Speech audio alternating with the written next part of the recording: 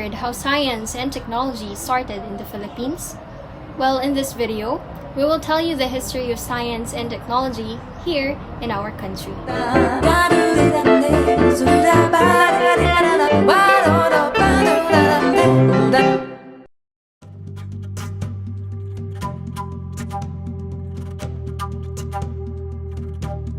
Science and technology in the Philippines started in the pre-colonial period at 900 to 1500 AD.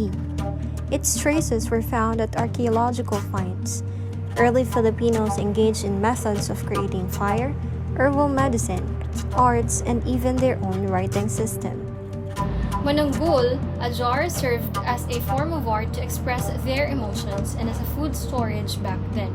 The baybayin served as the writing system for Filipinos before the Spaniards came.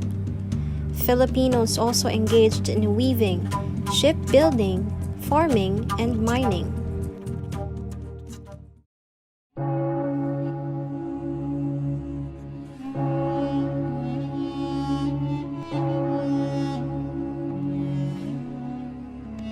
The development of science and technology in the archipelago was aided by the colonization of the Philippines.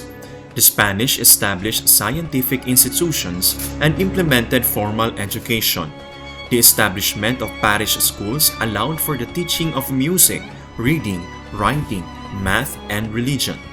The indigenous were taught improved agricultural practices and hygienic practices. The University of Santo Tomas was one of the schools and universities that the Spanish later founded in the archipelago.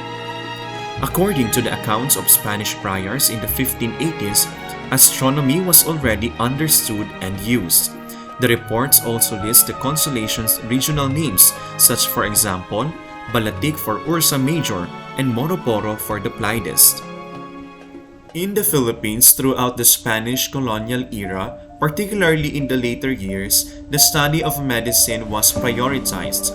By building forts, churches, roads, bridges, and administrative structures, the Spanish also made a contribution to the development of the engineering of the islands. The emphasis is on the biology. Scientists in the archipelago during the 19th century included botanists such as Father Anacleto del Rosario, a chemist such as Dr. Manuel Guerrero, Dr. Jose Montes, and Dr. El Rodario Mercado, as well as Drs. Trinidad Pardo de Tavera, Dr. Leon Maria Guerrero, and Ignacio Mercado. At the time Spanish colonizers came, the formal form of education was introduced to the Filipinos and raised famous educational institutions such as the University of Santo Tomas. Spaniards made a great contribution in terms of engineering by constructing government structures, churches, and roads, bridges, and forts. By the time Americans came, science inclined towards agriculture, food processing, medicine, and pharmacy. On July 1, 1901, the Philippines Commission established the Bureau of Government Laboratories and placed it under the Interior Department. The American era saw a strong focus on science in the fields of agriculture, food processing, medicine, and pharmacy. Industrial technology developed received little attention as a result of free trade agreements with the United States, which cultivated an economy based on trade and agriculture. The Institute of Science took the position of the Bureau of Science in 1946. In a 1950 assessment on the Philippines by the U.S. Economic Survey, it is noted that there is a dearth of fundamental data that is essential to the nation's industries, a lack of support for experimental work, a meager budget for scientific research, and low compensation for government-employed scientists. The National Science Development Board was founded by the Science Act of 1958, which was approved by the Philippine Congress in 1958, under the administration of President Carlos P. Garcia.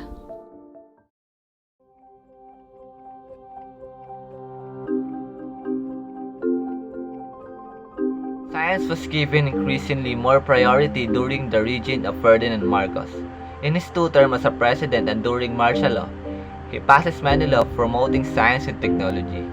He stated that the advancement of science and technology shall have brief priority in the national development. In the amended 1973 Philippines Constitution, Article 15, Section 9. He stated that science was essential for a development initiative in his second State of the Nation address on January 23, 1967, and so he instructed the Department of Education to resurrect scientific program in the public high schools. The National Science Development Board, or NSDB, and the Department of Education are coordinating an initiative to donate science teaching tools to a few high schools over a 4-year period. He acknowledged that technology was the key driver of economic growth in his third State of the National address on January 22, 1968, and he directed greater fundings to initiatives support applicant sciences and science education. He donated a significant portion of war-damaged budget to our private colleges in his fourth State of Faculty address on January 27, 1969, to encourage them to develop science and technology program and conduct research. He claimed that in order to increase medical interns, social consequences, and stop brain drain, he had to prepare a proposal to have them to serve a rotation in rural hospitals.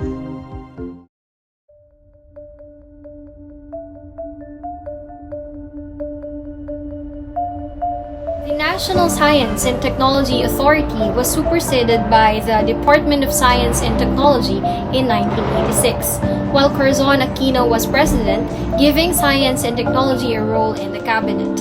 Science and technology's contribution to economic recovery and steady economic growth was underlined in the medium-term Philippine Development Plan for the years 1987 to 1992. In June 15, 2018, President Rodrigo Roa Duterte take a big step by institutionalizing the program RA 11035 or the Balik Scientist Act. Then after 3 months, the DOST crafted the implementing rules and regulations and MC number 006 of the Balik Scientist Law. The Balik Scientist program aims to: number 1, reverse the effect of the brain drain. Number 2, strengthen ST capabilities. Number 3, accelerate flow of technologies. And lastly, number 4, promote knowledge sharing.